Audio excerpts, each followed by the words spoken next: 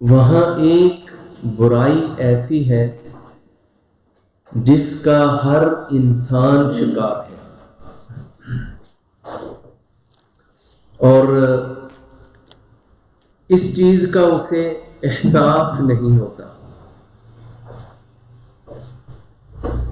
جانے انجانے میں انسان جو ہے اس برائی کا شکار ہوتے رہتے ہیں۔ بعض اوقات گھروں میں، بعض اوقات باہر دوست احباب کے ساتھ محافل میں، ایون کہ ہماری مساجد بھی اس برائی سے محفوظ نہیں ہے۔ یعنی مقصد کہنے کا کہ مسجد کے اندر بیٹھ کر بھی ہم اس برائی کا ارتکاب کرتے ہیں، اور بہت عام ہو گئی ہے۔ اور یاد رکھیے گا کہ جب کوئی برائی جو ہے وہ عام ہو جاتی ہے تو وہ برائی نہیں لگتی۔ اسی لیے بدعتی جو ہے اس کے بارے میں نبی علیہ الصلوۃ والسلام نے کہا کہ اللہ تعالیٰ اس کو توبہ کی توفیق نہیں دیتا۔ وجہ کیا ہے؟ کہ وہ اس کے ساتھ اتنا مانوس ہو جاتا ہے کہ وہ اس کو برائی سمجھتا ہی نہیں، تو وہ اس کو دین کے طور پر ہی لے کے چلتا ہے پھر، اور اسی میں اس کی زندگی جو ہے وہ ختم ہو جاتی ہے، الا ماشاء اللہ۔ ہم جس برائی پر بات کریں گے وہ ہے غیبت، نمیمہ۔ غیبت جو ہے یہ ہماری ایسی معاشرتی برائی ہو چکی ہے کہ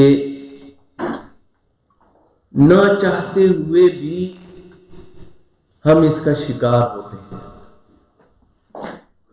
فار ایگزامپل، دوست احباب کی محفل میں ہم بیٹھے ہوئے ہیں، وہاں بات ہو رہی ہے کسی تیسرے شخص کی، وہ وہاں موجود نہیں ہے، اور اس کے بارے میں ہم ایسی باتیں کر رہے ہیں جو اس کو پسند نہیں ہے، تو یاد رکھیے گا کہ غیبت کا جو معنی ہے، جو اس کی تعریف ہے، وہ یہی ہے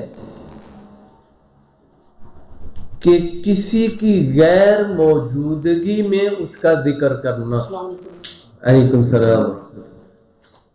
کسی کی غیر موجودگی میں اس کا ذکر کرنا، یہ غیبت ہے، یہ اس کا لغوی معنی ہے۔ لیکن جو اصطلاحی معنی ہے اس کا، وہ یہ ہے کہ کسی کی غیر موجودگی میں اس شخص کی برائی یا اس کا عیب بیان کرنا، یہ اس کا اصطلاحی معنی ہے۔ اور یہ ہمارے اندر برائی جو ہے یہ سرایت کر چکی ہے۔ ہم اپنے بھائی سے بات کرتا ہے تو اپنے تیسرے بھائی کی ہم برائی کرتے ہیں، بھائی بہن سے بات کرتا ہے تو تیسرے بھائی بہن کی ہم برائی کرتے ہیں، دوست سے بات کرتا ہے تو ہم تیسرے دوست کی برائی کرتے ہیں، اور اس کے ساتھ ہم اتنے فیملیئر ہو چکے ہیں کہ ہمیں اتنی جرأت نہیں ہوتی اخلاقی طور پر، یہ ہماری اخلاقی گراوٹ کی نشانی ہے کہ ہم اس شخص کو جو برائی کر رہا ہے، عیب بیان کر رہا ہے، یا اگر عیب نہیں ہے تو بھی وہ بات کر رہا ہے، تو ہم اس کو روک سکیں۔ اور اس کمزوری کی سب سے بڑی وجہ یہی ہے کہ یہ برائی ہمارے اندر موجود ہے، جس کی وجہ سے ہمیں کسی دوسرے کو روکنے کی جرات نہیں ہوتی. اور اس سے بچنا جو ہے یہ بڑا مشکل کام ہے، آسان کام نہیں. 1 گھنٹہ برائیاں کرنے کے بعد کہتے ہیں یار یہ تو چیزیں سب اس میں موجود ہیں تو میں نے اس لیے بات کی ہے. لیکن تھوڑی دیر کے لیے سوچیں کہ آیا جو باتیں 2 ساتھیوں کے درمیان تیسرے ساتھی کے بارے میں کی گئی ہے، اگر وہ اس محفل میں موجود ہو تو کیا اس کے سامنے وہ باتیں کی جا سکتی ہیں؟ قطعاً نہیں.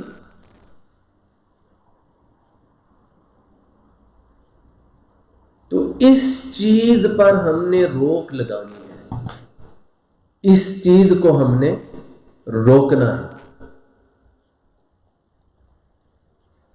دونوں طرح سے انسان اللہ کا مجرم بنتا ہے.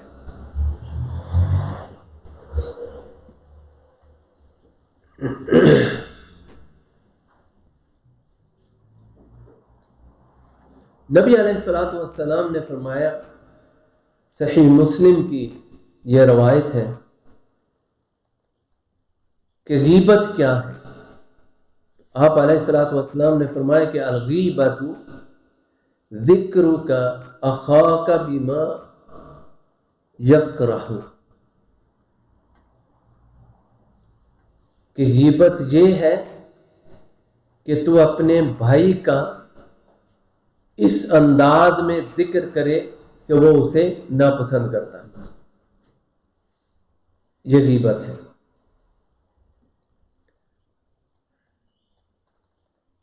سورہ حجرات میں اللہ تعالیٰ نے واضح طور پر اس کے بارے میں بیان فرمایا ہے.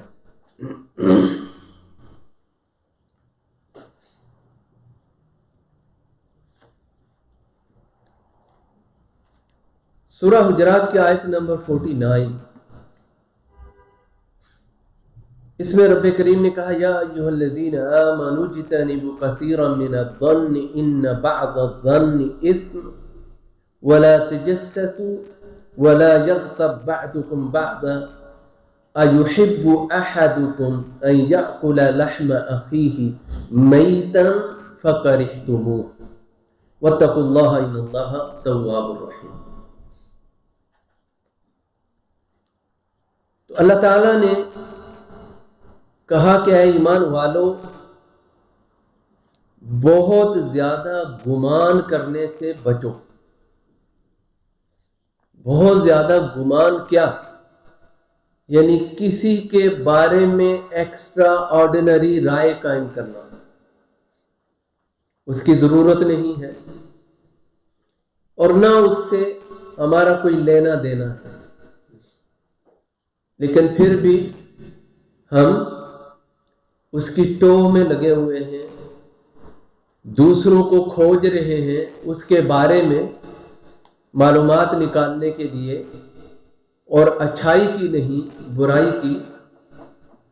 تو یہ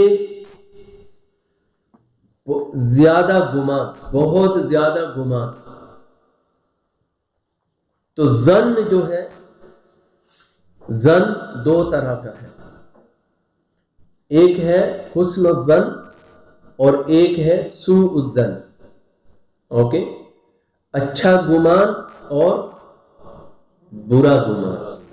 ٹھیک ہے، اچھا گمان اور برا گمان. اچھا گمان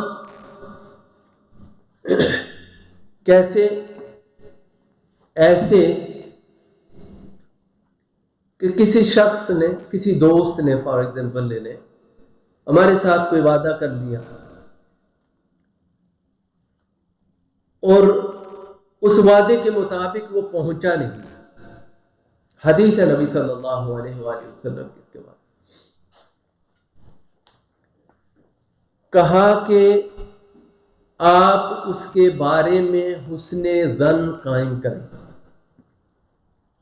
شاید اس کو یہ عذر ہو گیا ہوگا اس کو وہ عذر ہو گیا ہوگا، اس وجہ سے نہیں آ سکا، حسن ظن رکھیں، حتیٰ کہ 70 دفعہ اس کے بارے میں حسن ظن پر رائے قائم کریں۔ اگر پھر بھی آپ کا دل جو ہے وہ اطمینان میں نہیں آتا تو آخر میں یہ بات کہہ کے اپنے دل کو اطمینان دیں کہ لہو عذر آخر لا اعرف له، کہ اس کا کوئی ایسا عذر ہے جسے میں نہیں جانتا۔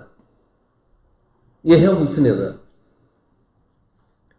سوء ظن اس کی مثال دینے کی بھی ضرورت نہیں ہے، وہ ویسے ہی ہم قائم کرنے میں ماہر ہیں، اور اس کے لیے تو سیکنڈ لگتے ہیں ہمیں سوء ظن کی طرف جاتے ہوئے۔ تو ہمیں محنت کرنی چاہیے حسن ظن قائم کرنے کا۔ اور یاد رکھیے گا کہ جب انسان کثرت سے اچھائیاں کرنا شروع کر دیتا ہے نا تو آٹومیٹک اس کی برائیاں جو ہے وہ کم ہونا شروع ہو جاتی۔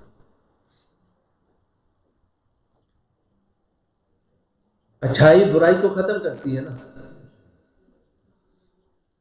تو جب اچھائی بڑھنا شروع ہو جائے اور آپ کی کوشش بھی ہو کہ یار میں نے اچھائیوں کو بڑھانا ہے، تو آپ کی برائیاں جو ہے وہ آٹومیٹک کم ہونا شروع ہو جائیں گی۔ تو کہا کہ بہت زیادہ گمان کی طرف نہیں جاؤ،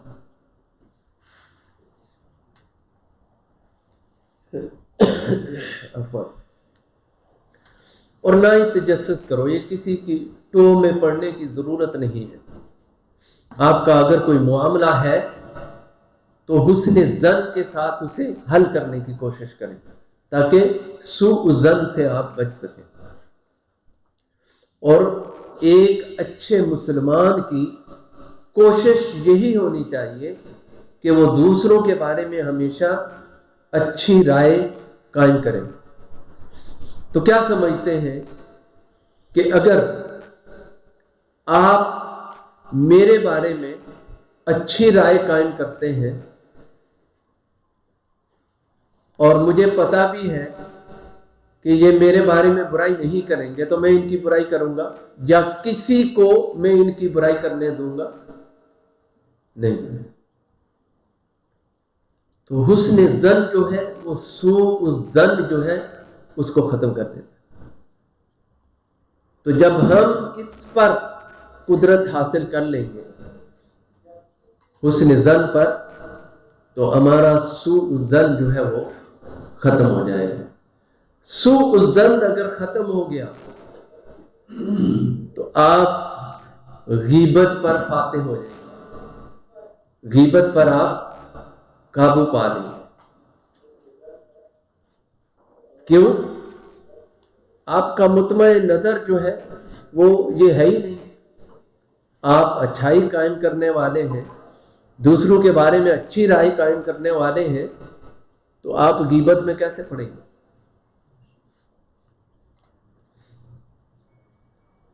یہ برائی جو ہے کتنی خطرناک برائی ہے، یعنی اس کی کراہیت اسلام کے اندر کتنی ہے۔ اللہ تعالیٰ نے کیا کہا کہ کیا تم یہ پسند کرتے ہو کہ تم اپنے مردہ بھائی کا گوشت کھاؤ؟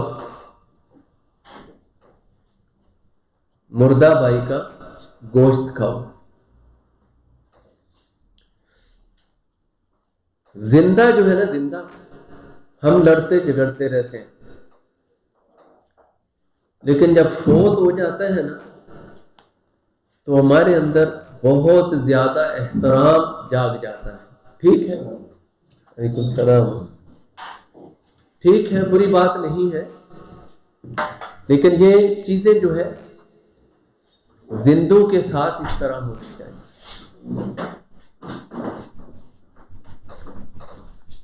جو سلوک ہم میت کے لیے مرنے کے بعد سوچتے ہیں وہ زندہ کے ساتھ پہلے سوچنا چاہیے. جس ادب و احترام کا خیال ہم اس کے مرنے کے بعد رکھتے ہیں یہ ہماری اسی سوچ کو اللہ تعالیٰ نے بیان کیا ہے کہ مرنے کے بعد ہم زیادہ احترام کرتے ہیں. اور یہ ہسٹری ہے ہماری. زندہ جو ہے وہ بیچارہ کبھی کوئی روڈ پر زندگی گزارتا ہے, کبھی کہاں اور مر جاتا ہے تو ہیرو کے بورڈ نصب کر دیتے ہیں. یہ رویہ جو ہے یہ اسلام کا نہیں ہے. قدر زندگی میں کی جانی چاہیے. میت کا احترام اپنی جگہ ہے. نبی علیہ الصلوۃ والسلام ایک عیسائی کی میت جا رہی تھی, صحابہ سے کہا کہ اٹھ کے کھڑے ہو. احترام ہے میت کا, اس میں کوئی شک نہیں, لیکن ہمیں یہ سوچنا چاہیے کہ کیا زندگی میں ہم نے اس کے ساتھ وفاداری کی, اس کا حق ادا کیا, اس کی ضروریات پوری کی. تو اللہ یہ جانتا ہے کہ یہ مرنے والوں کا زیادہ ادب و احترام کرنے والے. اس لیے اللہ تعالیٰ نے کہا کہ جب غیبت ایسی ہے کہ آپ اپنے بھائی کا گوشت کھاؤ, اور وہ بھی کون, جب وہ فوت ہو جائے. کوئی پسند نہیں کرتا اس چیز کو.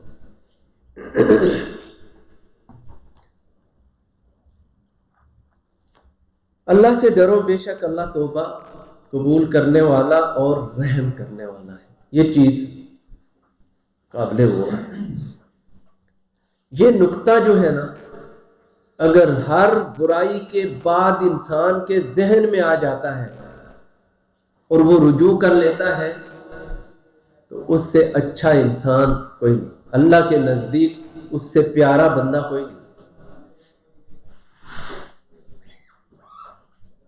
اللہ ان لوگوں کو بہت پسند کرتا ہے جن سے کوئی برائی ہو جائے اور وہ پلٹ کر اللہ کے حضور میں گڑ گڑائیں, دعائیں کریں کہ یا اللہ یہ خطا ہو گئی ہے تو ہمیں معاف کر دے.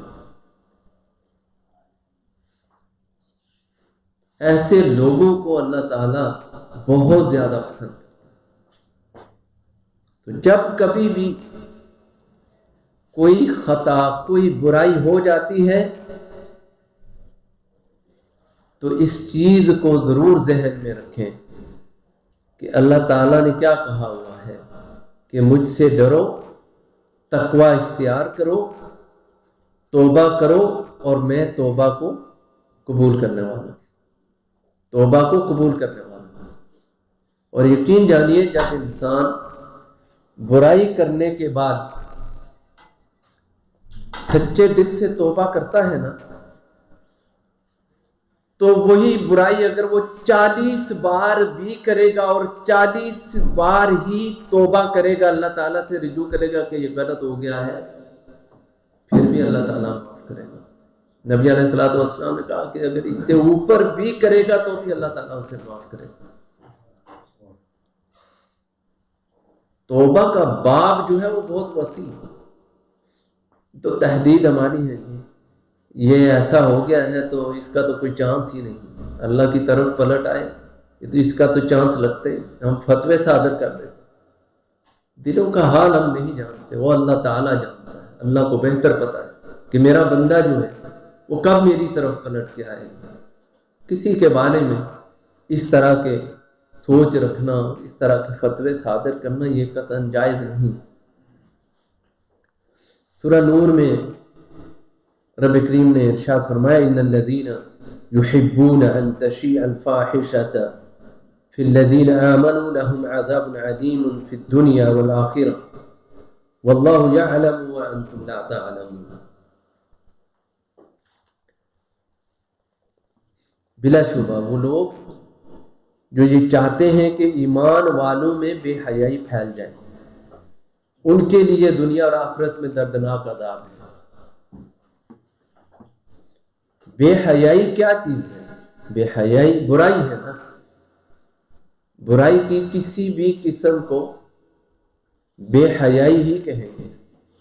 کیوں؟ نبی علیہ الصلوۃ والسلام نے کہا کہ اذا فاتت الحیا، جب انسان کی حیا ختم ہو جاتی ہے تو وہ جو چاہے کرتا پھرے، کون روکنے والا ہے؟ تو یہ حیا جو ہے یہ ردا ہے، چادر ہے اللہ تعالیٰ کی.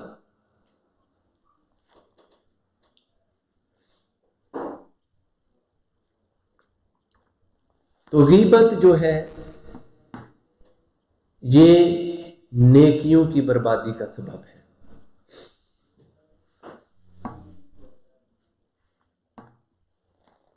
اگر ہم کسی تیسرے شخص کی برائی کرتے ہیں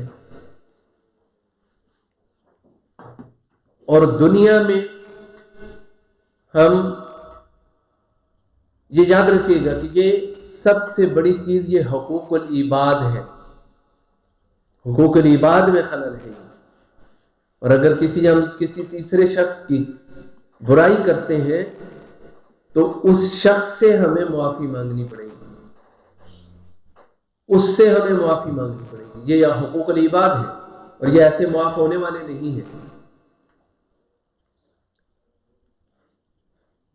اس کا سب سے بڑا نقصان جو ہے وہ کیا ہوگا، اس کا پتہ قیامت کے دن چلے گا. ان کو جنہوں نے کسی تیسرے بھائی کی غیبت کی اور اس سے معافی نہ مانگ سکے. حقوق العباد معاف ہونے والے نہیں ہیں جب تک کہ جس کو ضرر پہنچایا ہے، جس کا نقصان کیا ہے، اس سے معافی نہ مانگی جائے اور وہ معاف نہ کر دے. قیامت قائم ہو جائے گی. سب لوگ جو ہے وہ اللہ کے حضور حاضر ہو جائیں گے.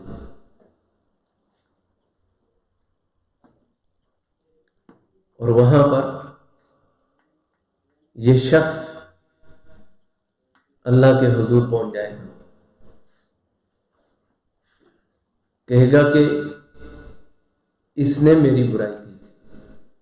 ہم کتنوں کی برائیاں کرتے ہیں. ذرا ایک دن اپنا محاسبہ کر لیتے ہیں. ایک دن صرف اپنا محاسبہ کریں، قلم کاغذ اپنی جیب میں رکھیں اور تہیہ کریں کہ میں دیکھتا ہوں کہ کتنوں کی برائی میرے سامنے کی جاتی ہے اور کتنوں کی برائی میں شامل ہوتا ہوں اور کتنوں کی برائی میں کرتا ہوں. یا صرف اس سے پیچھے 2 دن جو گزر گئے ہیں ان 2 دن کا جائزہ لے لیں کہ کتنوں کی برائی میرے سامنے کی گئی ہے، کتنوں کی برائی میں نے سنی، کتنوں کی برائی میں شامل ہوا اور کتنوں کی برائی میں نے کی.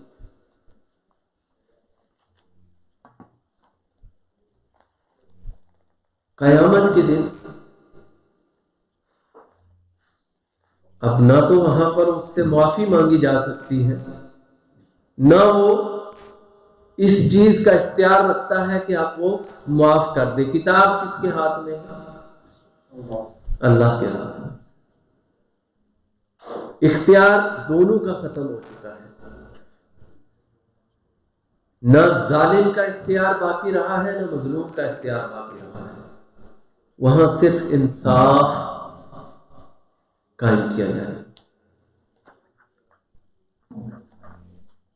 اور اگر کوئی ایسا شخص جس کی زندگی اسی میں ہی گزر گئی کہ دوسروں کی ٹو میں لگے رہنا، دوسروں کی برائیاں بیان کرنا، غیبت، بہتان،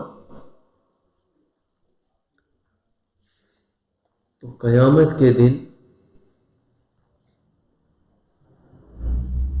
اللہ کیا کرے گا کہ اس شخص کی نیکیاں جو برائیاں کرتا تھا اس شخص کے پلڑے میں ڈلوانا شروع کر دے. ہو سکتا ہے تھوڑی سی نیکیاں کسی دوسرے کے حق میں آ جائیں، اس کا ازالہ ہو جائے، 10 اور کھڑے ہو جائیں، 20 اور آ جائیں، 30 اور آ جائیں. ادھر نیکیوں کا ساری کتاب جو ہے صاف ہو جائے، برائیاں باقی رہ جائیں.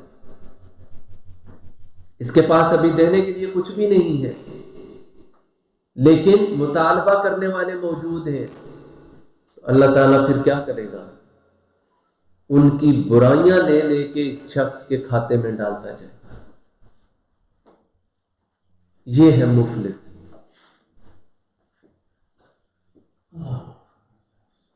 نیکیاں رکھنے کے باوجود اپنی نیکیوں کو ضائع کرنے والا۔ اور سبب کیا ہے؟ ایک وہ بیماری جو ہماری معاشرتی بیماری کہلاتی ہے، جس پر ہم نے توجہ نہیں دی، اس کی وجہ سے ہمارے معاملات جو ہے اتنے خراب ہو گئے۔ تو یہ غیبت جو ہے یہ قیامت کے دن نیکیوں کی بربادی کا سبب بنے گی۔ رسول اللہ صلی اللہ علیہ وآلہ وسلم نے فرمایا، اتدرون ما الغیبہ، کہ تم جانتے ہو کہ غیبت کیا ہے؟ قولوا، صحابہ نے جواب دیا، اللہ ورسولہ اعلم، اللہ اور اس کے رسول صلی اللہ علیہ وآلہ وسلم بہتر جانتے ہیں۔ اور یہ صحابہ کا ایک ادب تھا علم سیکھنے کا نبی علیہ الصلوۃ والسلام۔ ہم سے کوئی ایسا سوال کرے کہ کیا تم اس چیز کے بارے میں جانتے ہو، فوراً ہماری کوشش ہوتی ہے کہ 5-10 باتیں تمہیں بتا ہی دوں اس کو۔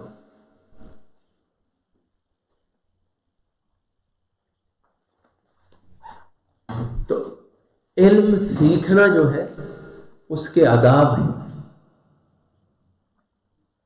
اور وہ بڑے احسن طریقے سے اللہ تعالیٰ نے جبریل علیہ السلام کے ذریعے سے نبی علیہ السلام کے سامنے بٹھا کے صحابہ کی جماعت کو سکھایا۔ حدیث جبریل معلوم نا، آپ لوگ جانتے ہیں نا حدیث جبریل کو، تھا اسی چیز کے اوپر۔ تو صحابہ رضوان اللہ علیہم اجمعین نے کہا کہ اللہ و رسولہ اعلم، اللہ اور اس کا رسول صلی اللہ علیہ وسلم بہتر جانتے ہیں۔ کیا کہا نبی علیہ السلام؟ قال ذکرک اخاک بما یکرہ، کہ تم اپنے بھائی کے بارے میں، اپنے بھائی سے مراد ہر وہ شخص جس کے بارے میں غیبت کی جا رہی ہے۔ یہاں مسلم نان مسلم جو ہے کوئی تقسیم نہیں ہے، جس کے بارے میں بھی برائی کی جا رہی ہے اس کو کیوں بھائی قرار دیا جا رہا ہے؟ اگر ہم کسی غیر مسلم کی برائی کرتے ہیں تو وہ بھی اخاکا کے زمرے میں کیوں آتا ہے؟ قیامت کے دن وہ بھی کھڑا ہو جائے گا، وہ بھی ہماری نیکیوں کے ضیاء کا باعث بنے گا، گو کہ اسے کچھ فائدہ ہونے والا نہیں ہے لیکن ہمارے کھاتے سے نکلوا دے گا، یا اس کا کچھ عذاب جو ہے وہ ہمارے کھاتے میں ڈلوا دے گا۔ تو ایسی حالت میں کہ آپ اپنے بھائی کا ذکر کریں جسے وہ پسند نہ کرتا ہو، اور کبھی بھی اس ظن میں نہیں رہے کہ یار اس کے اندر برائی موجود تھی، میں نے تو اس لیے ذکر کیا ہے۔ اگر اس کے اندر برائی موجود ہے تو آپ نے ذکر کیا کسی دوسرے شخص کے ساتھ، تو یہ بھی گناہ ہے، جان پھر بھی نہیں چھوٹے گی۔ برائی ہے اس کے اندر تو بھی اگر آپ اس کی عدم موجودگی میں بیان کر رہے ہیں تو قطعاً جائز نہیں، یہ بھی برائی ہے۔ کیا کہا؟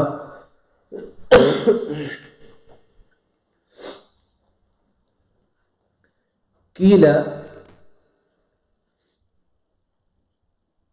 افرأیت ان کان فی اخیہ ما اقول قال ان کان فیہ ما تقول فقد اغتبت،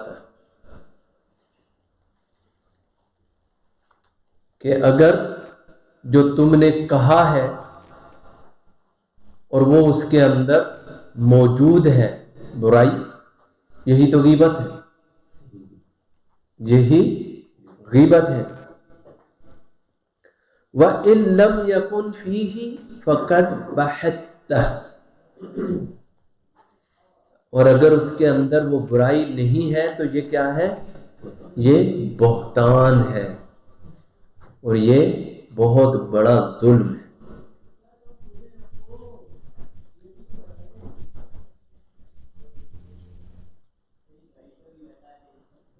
غیبت جو ہے نا،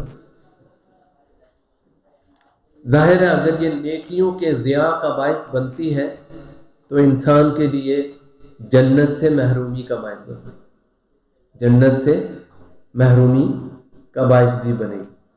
نبی علیہ الصلوۃ والسلام نے فرمایا، حدیث صحیح بخاری کی ہے، لا يدخل الجنت نمام، لا يدخل الجنت نمام۔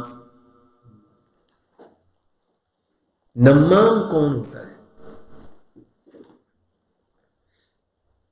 نمام ہوتا ہے کہ جو کسی دوسرے شخص کے ساتھ تیسرے شخص کی باتیں کرے، کسی تیسرے شخص کی باتیں کرے، اور وہ باتیں جو ہے وہ برائی پر مبنی ہو سکتی ہے، اگر برائی نہیں ہے تو پھر بہتان پر مبنی ہو سکتی ہے۔ تو چغل خور ہم اسے کہتے ہیں اردو میں، اپنی زبان میں چغل خور۔ ہمیں اصل میں درس سننا نہیں ہے، درس کو اپنانا ہے، اور جو بھی ہم سن رہے ہیں نا، یہ ہم نے اپنی زندگی میں لاگو کرنا ہے، اپنا محاسبہ کرنا ہے، تاکہ ہم اپنی اصلاح کر سکیں۔ کیوں ہم اپنی نیکیاں جو ہے وہ کسی تیسرے شخص کے پلڑے میں ڈال دیں؟ آسان کام ہے؟ ہرگز نہیں۔ کسی شخص کے پاس 10-20 گرام سونا ہو اور اسے کہا جائے کہ تم یہ سونا جو ہے فلاں شخص کو دے دو، وہ دے دے گا؟ یہ دنیا کا مال ہے، اس کی کوئی اہمیت نہیں، کوئی حیثیت نہیں، اور وہ نیکیاں جس کا دار و مدار ہی اسی چیز کے اوپر ہے کہ اگر وہ نامہ اعمال میں زیادہ ہوئی تو ہی جنت میں جا سکے گا یا جنت کے درجات پا سکے گا، تو وہ ہم کیسے کسی کو دے دیتے ہیں؟ کیسے ہم کسی کے پلڑے میں اپنی نیکیاں جان بوجھ کر ڈالتے ہیں؟ سونے سے قیمتی ہے یہ نیکیاں یا نہیں ہے؟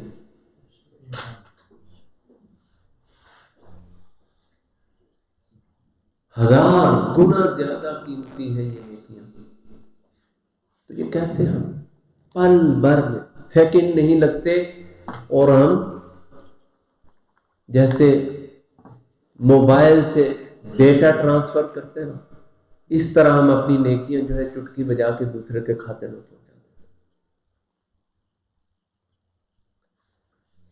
جس کی برائی کی جا رہی ہے وہ تو مزے میں ہے، اور یہ دو لوگوں کی نیکیاں وہ کھینچ رہا ہے۔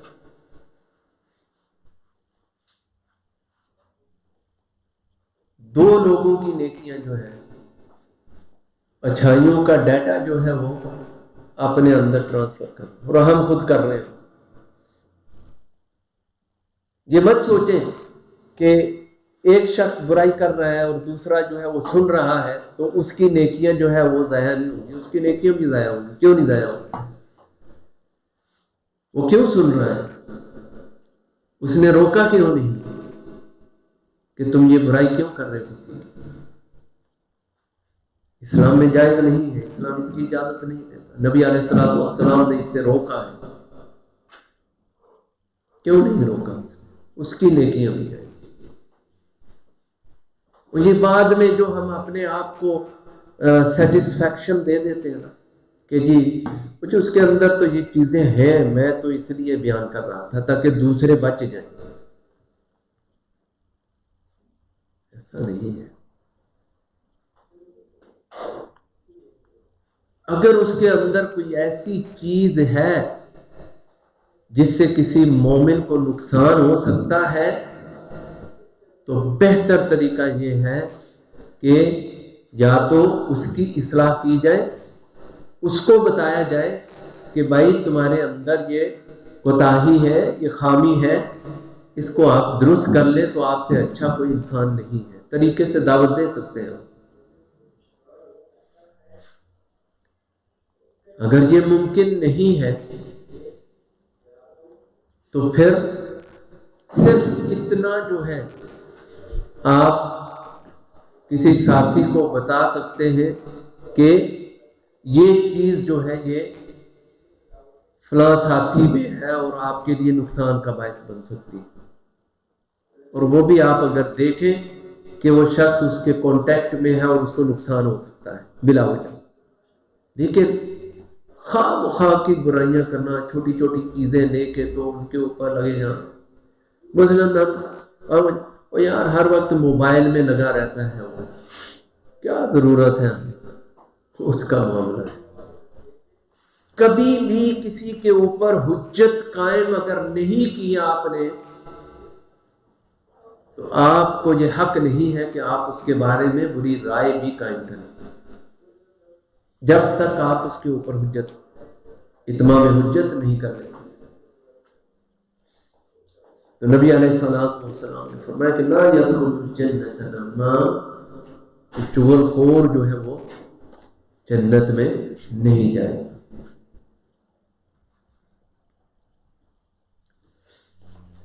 اور غیبت سے ہم دوسروں کا وقار، دوسروں کی عزت جو ہے اس کو مجروح کرتے ہیں۔ ظاہر ہے جس شخص کے سامنے تیسرے بھائی کی، بہن کی غیبت کی جا رہی ہے تو اس کے سامنے اس کی عزت نفس مجروح ہو رہی ہے، مگر وہ موجود نہیں ہے لیکن اس کی عزت میں ہم کمی کا سبب بن رہے ہیں۔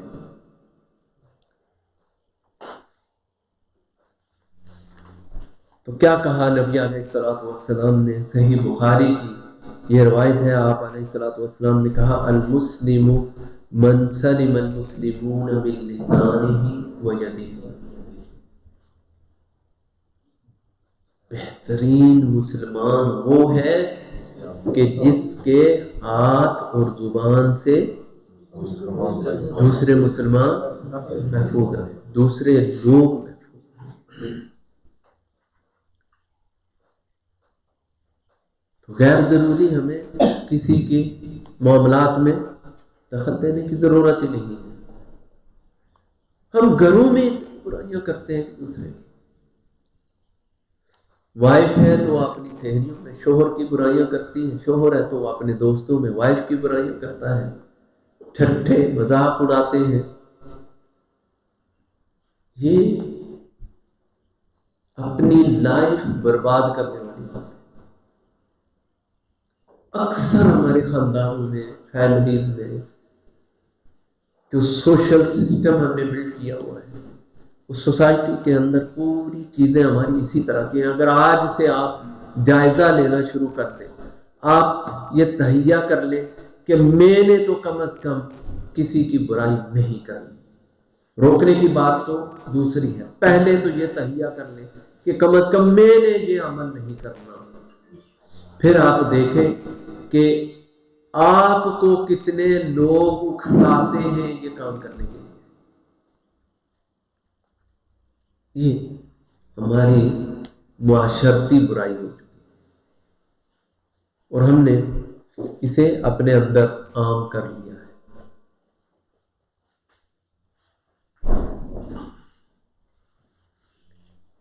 جب برائیاں انسان کے اندر سرایت کرنا شروع کرتی ہیں نا تو انسان کی روحانیت مرنا شروع ہو جاتی ہے اور روحانی طور پر کمزور ہونا شروع ہو جاتی ہے اور وہ اپنا جائزہ نہیں لیتا. کہتا ہے کہ شیطان جو ہے وہ ایسے کر رہا ہے. الزام شیطان پر ڈالتا ہے لیکن اپنی اصلاح نہیں کرتا تو اس کا مطلب کہ خود وہ شیطان ہے، دوسرا نہیں. دوسرا جو شیطان ہے وہ تو اس کے اوپر اٹیک نہیں کر رہا. اگر واقعی دوسرے شیطان نے اٹیک کیا ہے تو اس کا مطلب کہ اس کو اپنی اصلاح کر لینی چاہیے. اگر اس نے اپنی اصلاح کر لی تو اس کا مطلب کہ واقعی دوسرا شیطان جو تھا اسی نے اس کو اکسایا تھا، ورغلایا تھا یہ عمل کرنے کے لیے. تو اگر اصلاح نہیں ہو رہی، اپنا اندر کا جو سسٹم ہے اس کو ہم بہتر نہیں کر پا رہے تو پھر ہم یہ نہیں کہہ سکتے کہ دوسرے شیطان نے ہمیں ورغلایا، بلکہ ہمیں اپنا جائزہ خود لینا پڑے گا. تو یہ چیز اللہ کے غضب کا باعث بنتی ہے. کیوں اللہ کے غضب کا باعث بنتی ہے؟ اس لیے کہ اللہ نے سورہ حجرات میں واضح طور پر اس سے روکا ہے. روکا ہے نا اللہ تعالیٰ نے، غیبت کرنے سے روکا ہے نا. بلا وجہ کی ٹو لگانا، کسی کی کھوج لگانا، اس کے بارے میں قرید کے جیسے آج کا ہمارا سوشل میڈیا کرتا ہے، ٹی وی ٹاکس میں بیٹھ کے کرتے ہیں. تو یہ کیا ہے؟ یہ سب غیبت، بہتان، یہی چیزیں ہیں. اور بڑے فخر سے وہاں بیٹھ کے تو نعرے مارتے ہیں جی پہلی خبر بریک کرنے والا ہمارا چینل. دنیا کی سب سے بڑی برائی اپنے ہاتھ سے اپنے کھاتے میں لکھ رہے ہیں بیٹھ کے اور نعرے مار جیسے کوئی بہت بڑا محاذ سر کر دیا. دنیا جہان کی برائیاں آپ نیوز چینلز کھول کے بیٹھے، اس کے علاوہ کچھ ملتا ہی نہیں. پوزیٹیو تھنکنگ ہمارے ہاں بالکل ناپید ہو چکی ہے، وہ ہے ہی نہیں. ہم نیگیٹو سوچ رکھنے والے لوگ بن چکے ہیں اور اس کی تربیت کا سب سے بڑا صحرا جو ہے وہ کس کے پاس جاتا ہے؟ ہمارا سوشل میڈیا، ہماری نیوز چینل. انہوں نے ہماری سوچ کو نیگیٹو بنا دیا ہے. تو اب ہمیں ایک ایک کر کے اپنے آپ سے لڑنا پڑے گا، اپنی اصلاح کرنے کے لیے، اپنے آپ کو درست کرنے کے لیے، خود کو برائیوں کے چنگل سے نکالنے کے لیے. تو یہ غیبت، یہ چغل خوری، یہ بہتان بازی، یہ اللہ کے غضب کا سبب بنتی. انسان کی نیکیاں اس سے برباد ہو جاتی ہیں، معاشرتی طور پر خرابیاں آ جاتی. ظاہر ہے آپ اگر کسی کے بارے میں کوئی برائی کرتے ہیں، کسی کے شوہر کے بارے میں کوئی برائی ہوتی ہے یا کسی کی وائف کے بارے میں کوئی برائی ہوتی ہے تو ان کا انٹائر سوشل سسٹم جو ہے اس کو تو برباد کر دیا گیا. معاشرتی خرابی اور کیا ہوتی ہے اسی طرح سے جنم لڑائی جھگڑے فساد اور قتل اور خون ریزی تک یہ باتیں چلی جاتی ہیں. اور پھر کیا ہوتا ہے؟ دلوں میں نفرت پیدا ہو جاتی ہے، اور جب دلوں میں نفرت پیدا ہو جاتی ہے تو شیطان کا سب سے بڑا ہتھیار جو ہے وہ اس کے قابو میں آ جاتا ہے کہ یہ کام جو ہے یہ سب سے زبردست ہو گیا ہے کہ اب ان کے دلوں میں نفرت پیدا ہو گئی ہے تو خلاص۔ آپ کو پتہ ہے نا، شیطان جو ہے اپنا تخت پانی کے اوپر لگاتا ہے اور دن بھر جتنے بھی اس نے اپنے ہرکارے بھیجے ہوئے ہوتے ہیں سب کو شام میں بلاتا ہے اور کہتا ہے کہ کیا کیا کیا تم لوگوں نے، اپنے اپنے کارنامے جو ہے ایک ایک کر کے بیان کرو۔ کس شخص کو کس شیطان کو وہ سراہتا ہے اور شاباش دیتا ہے؟ جو میاں بیوی کے درمیان تفریق پیدا کرتا ہے۔ تو کیسے ہوتی ہے؟ لازم اس میں غیبت، بہتان، ترادی بازی، چغل خوری، یہی چیزیں ہیں نا۔ تو اگر ہم یہ دروازہ جو ہے یہاں سے کہاں اثر کرتی ہے غیبت؟ دل پر اثر کرتی ہے، دل سے دماغ پر اثر کرتی ہے۔ برائی کہاں اثر کرتی ہے؟ برائی سب سے پہلے دل پر اثر کرتی ہے۔ آنکھوں سے بھی دیکھیں گے تو دل پر اثر کرے گی، ہاتھ سے چھوئیں گے تو دل پر اثر کرے گی۔ بلیک ڈاٹ جو ہے وہ کہاں آتا ہے؟ دل کے اوپر آتا ہے۔ یہاں سے کام بگڑنا شروع ہوتے ہیں، تو دلوں میں نفرت پیدا ہو جاتی ہے، دشمنی بڑھ جاتی ہے، اخلاقی طور پر انسان گراوٹ کا شکار ہو جاتا ہے، اس کی شخصیت متاثر ہوتی ہے، یا غیبت کرنے والے کی شخصیت متاثر ہوتی ہے یا جس کی غیبت کی جا رہی ہے اس کی شخصیت کو مسخ کیا جا رہا ہے، اس کو نقصان پہنچایا جا رہا ہے۔ دونوں طریقے۔ اور اس سے کیا ہوتا ہے؟ سوشل سسٹم میں جو ایک ٹرسٹ بلٹ کیا ہوا ہوتا ہے ہم نے وہ ٹرسٹ جو ہے وہ لاس ہونا شروع ہو جاتا ہے، اور جب ٹرسٹ ہم جو ہے لاس کر دیتے ہیں، لوز کر دیتے ہیں، تو معاشرتی بگاڑ پیدا ہو جاتا ہے، اس سے اعتماد ختم ہو جاتا ہے ایک دوسرے کا۔ تو غیبت سے بچنے کے لیے ہمیں چند چیزوں کا خیال رکھنا پڑے گا۔ ایک کہ اپنے اندر اللہ کا ڈر پیدا کریں۔ واتقوا اللہ، کہاں تقویٰ کیا چیز ہے؟ کہ اللہ تعالیٰ کا اپنے اندر ڈر پیدا کرنا کہ ہر اس برائی سے میں اپنے آپ کو روکوں جس سے اللہ اور اس کے رسول نے رکنے کا حکم دیا، یہ تقویٰ۔ اور غیبت کرتے وقت ایک چیز جو ہے اس کو لازم ذہن میں رکھیں کہ جو کام ہم کر رہے ہیں اللہ دیکھ رہا ہے، تو وہ نوٹ کر رہا ہے نا۔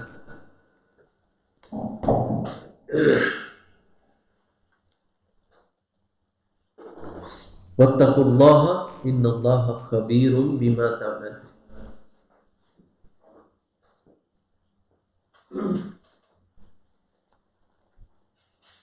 جیسے میں نے کہا کہ اپنا محاسبہ کرنا، اور اپنا محاسبہ جو ہے اس کا طریقہ کار کیا ہے؟ نیکیوں کو گنتے رہنا اپنا محاسبہ ہے۔ کیا کہتے ہیں؟ انسان اپنی نیکیاں کاؤنٹ کرتا رہے، وہ اس کا محاسبہ ہے۔ محاسبہ کیا ہے؟ انسان اپنی برائیاں کاؤنٹ کرے، یہ محاسبہ ہے۔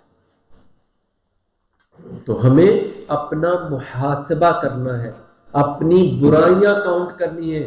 نیکی کر اور بھول جا، دریا میں ڈال۔ دریا میں ڈالنے سے مراد ضائع کرنا نہیں، بھول جانا ہے، بھول جانا۔ ہم محاورہ جو ہے غلط استعمال کرتے ہیں، نیکی کر دریا میں ڈال، یعنی نیکی کر کے ضائع کر دے۔ اصل مقصد یہ ہے کہ نیکی کر اور بھول جا، برائی کر اور لکھ لے۔ لکھنا ہی کافی نہیں ہے، اس برائی کو مٹانے کی کوشش بھی کرنی ہے، اللہ سے رجوع کرنا ہے، اللہ سے معافی مانگنی ہے، تاکہ جو غلطی ہوئی ہے آئندہ دوبارہ نہ ہو سکے۔ رسول اللہ صلی اللہ علیہ وآلہ وسلم نے فرمایا کہ طوبی لمن شغلہ عیبہ عن عیوب الناس، کہ خوشخبری ہے اس شخص کے لیے کہ جسے اس کے اپنے عیب دوسروں کے عیب تلاش کرنے سے روک رہے ہیں۔ یہ ہے محاسبہ۔ کیسے؟ کہ وہ اسی چیز میں مگن ہے کہ میرے اندر کیا عیب ہے۔ جب وہ یہ شروع کر دے گا تو کیا اسے فرصت ملے گی کہ وہ دوسروں کے عیب تلاش کرے؟ اسے چانس ہی نہیں ملے گا۔ اور وہ اگر دیکھے گا بھی کسی کے اندر برائی دیکھے گا تو پہلے اپنا جائزہ لے گا، اپنا گریبان جھانکے گا کہ میرے اندر تو یہ چیز موجود نہیں ہے، اگر میرے اندر موجود ہے تو مجھے کیا کرنا ہے؟ اس سے جان چھڑا۔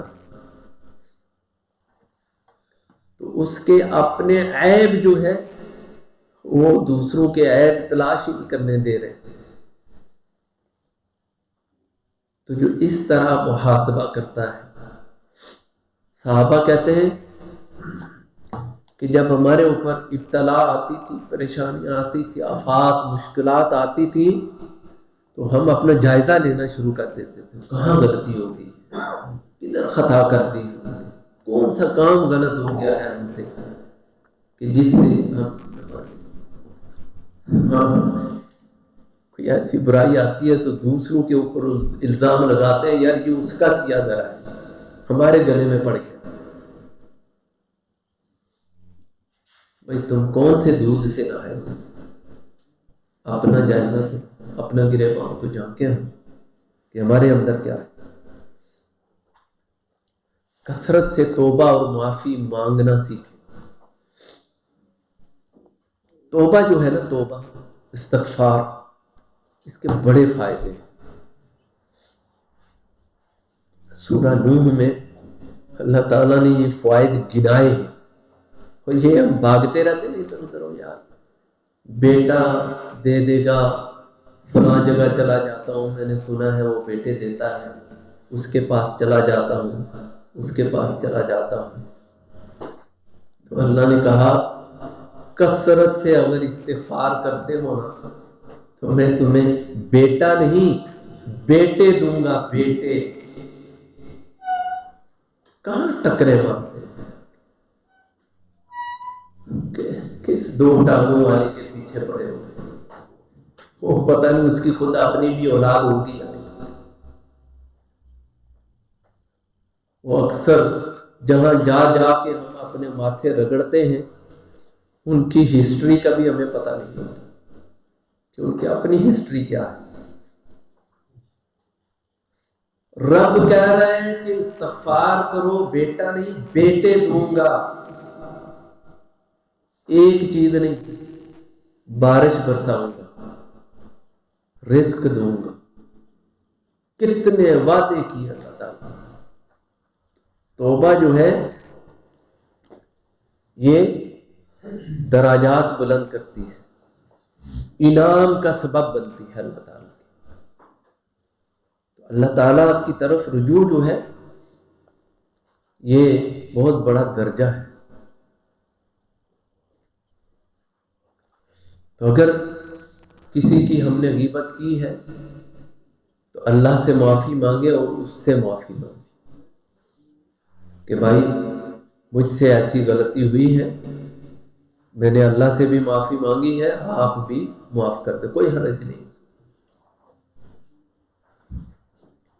لیکن ہچکچاہٹ میں رہنا، پیچھے پیچھے رہنا، شرمانا، تو پھر سمجھ لیں کہ آپ اس کے اوپر کمپرومائز ہیں کہ ٹھیک ہے قیامت کے دن نیکیاں دے دیں،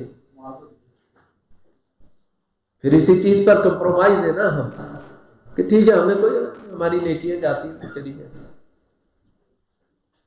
تو وہ نیکیاں ضائع کرنے سے بہتر ہے اس کے ساتھ رجوع کرنا، اس سے معافی مانگنا۔ نہیں بھی معاف کرے گا تو بھی آپ نے اگر یہ کام کر لیا ہے پھر اللہ سے کیا کہا، اللہ نے اللہ سے رجوع کرے، تواب الرحیم، وہ تو رحم کرنے والا ہے، تواب توبہ کرنے والے کو پسند کرتا ہے، معاف کرنے والا ہے۔ کیا کہا، وَمَن تَابَ فَإِنَّ اللَّهَ يَتُوبُ عَلَيْهِ، اور جو توبہ کرتا ہے تو بے شک اللہ تعالیٰ کیا کرتا ہے، اس کی توبہ کو قبول کرتا ہے۔ تو لب الباب آج کے درس کا جو ہے وہ کیا تھا، کس چیز کے بارے میں ہم نے بات کی ہے، غیبت کے بارے میں، اور غیبت کے بارے میں اللہ تعالیٰ نے قرآن میں کہاں ذکر کیا، سورہ حجرات میں، آیت نمبر 49، سورہ حجرات میں اللہ تعالیٰ نے اس کا ذکر کیا۔ چھوٹی سی کوئی حدیث کسی کو یاد نہیں ہو جو میں نے ابھی بیان کی ہے اس میں سے، غیبت کے بارے میں، غیبت کرنے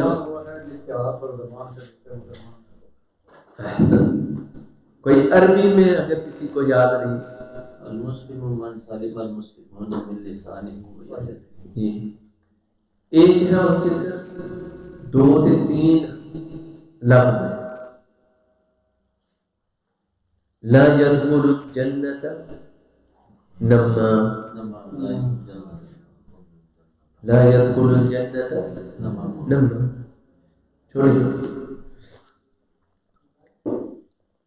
تو ہمیں کیا پتا چلا کہ غیبت کرنے سے انسان کی اپنی شخصیت کیا ہوتی ہے، متاثر ہوتی ہے، اس کا اپنا جو ہے معیار گرنا شروع ہو جاتا ہے، معاشرے میں کیا ہوتا ہے،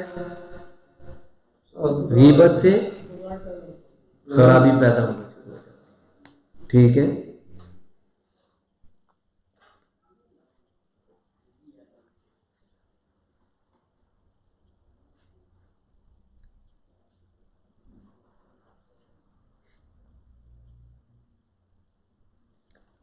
تو آخر میں انشاءاللہ اس دعا کے اوپر ختم کرتے ہیں کہ اللہم طہر السنتنا من الغیبہ، کہ اللہ ہماری زبانوں کو غیبت سے بچا، محفوظ رکھ، والنمیمہ، اور چغل خوری سے، واغفر لنا ذنوبنا، اور ہمارے گناہوں کو معاف فرما، وارزقنا حسن خلق، اور ہمارا خاتمہ اچھے اخلاق پر فرما۔ حسن الخلق یہ ایک الگ موضوع ہے پورا، اللہ تعالیٰ نے موقع دیا تو اس کے اوپر ہم بات کریں گے انشاءاللہ۔ اصلاح کے لیے یہ بہت اچھی چیز ہے حسن خلق، اور اس کے مراتب کیا ہیں، درجات کیا ہیں، تو انشاءاللہ اللہ تعالیٰ نے موقع دیا تو پھر ہم اس کے اوپر کبھی بات کریں گے۔ اللہ تعالیٰ سے دعا ہے کہ جو باتیں ہم نے کی ہیں اس میں اگر کوئی غلطی ہوئی تو وہ ہماری طرف سے ہے، اور اچھائی اللہ تعالیٰ کی طرف سے ہے، تو اللہ تعالیٰ ہماری اچھائیوں کو قبول کرے اور ہماری غلطیوں کو معاف فرمائے۔ سبحانک اللہم و بحمدک، اشہد ان لا الہ الا انت، استغفرک۔